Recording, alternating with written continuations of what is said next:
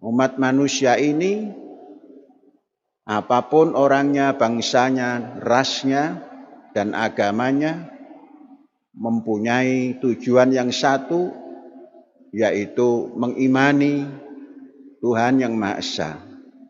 Bagaimana cara mengimaninya?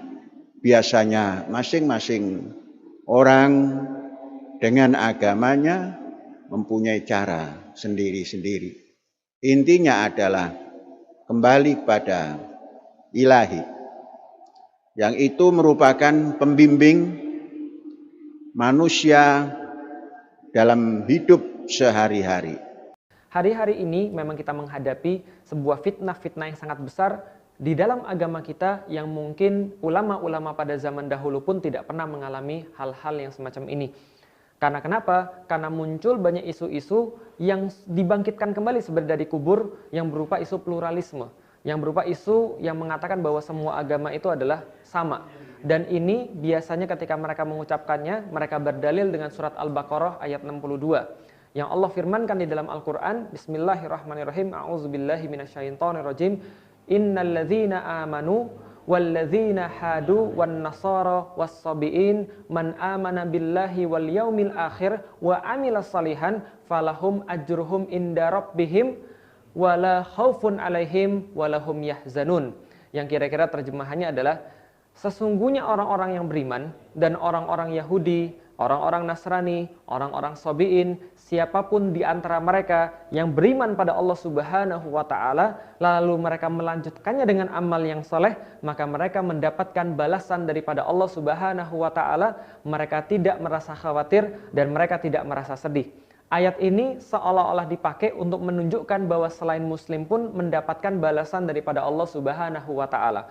Padahal kenyataannya justru sebaliknya, ayat ini bukan penguat pluralisme, tapi justru ayat penguat bahwasanya hanya orang-orang beriman yang mendapatkan balasan daripada Allah Subhanahu wa Ta'ala di akhirat kelak. Kalau di dunia, setiap orang yang melakukan apapun pasti mendapatkan balasannya. Tapi yang mendapatkan balasan kebaikan di akhirat hanya orang-orang yang beriman. Mengapa? Mari kita perhatikan. Bahwasanya Allah mengatakan di dalam Al-Quran, Innalladzina amanu, sesungguhnya orang-orang yang beriman, walladzina hadu wan nasara was-sabiin, dan orang-orang yang Yahudi, orang-orang Nasrani dan Sabiin, Allah katakan, man amana billahi wal yaumil akhir. Mereka beriman pada Allah dan juga kepada hari akhir. Maka mereka itulah yang dikatakan melanjutkan dengan amal-amal yang soleh, maka mereka mendapatkan falahum ajruhum inda rabbihim. Mereka mendapatkan balasan daripada Allah Subhanahu wa Ta'ala. Dan ketika menafsirkan ayat ini, Imam Ibnu Katsir menuliskan dalam kitab tafsirnya, beliau mengutip sebuah ayat lain dari surat Yunus, Ala inna awliya Allahi la khaufun alaihim walahum yahzanun. Sesungguhnya yang dimaksud dengan ayat yang tadi adalah para wali Allah, yang mereka ini senantiasa tidak mendapati kekhawatiran pada diri mereka dan mereka tidak merasa sedih di dunia maupun di akhirat. Siapa mereka? Alladzina amanu wa kanu yattaqun, yaitu adalah orang-orang yang beriman pada Allah dan mereka bertakwa pada Allah Subhanahu wa Ta'ala. Dan jelas ini konsep yang berbeda dengan konsep pluralisme yang dianut oleh orang-orang yang tadi mengaku Islam tapi mereka sangat jauh pemahamannya daripada Islam.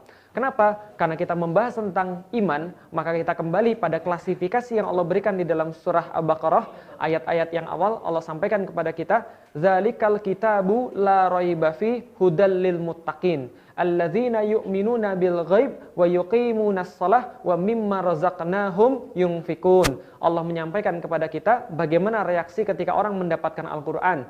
Maka reaksi yang pertama adalah mereka beriman kepadanya, mereka menjadikan Al-Qur'an ini sebagai petunjuk dan itulah orang-orang yang beriman.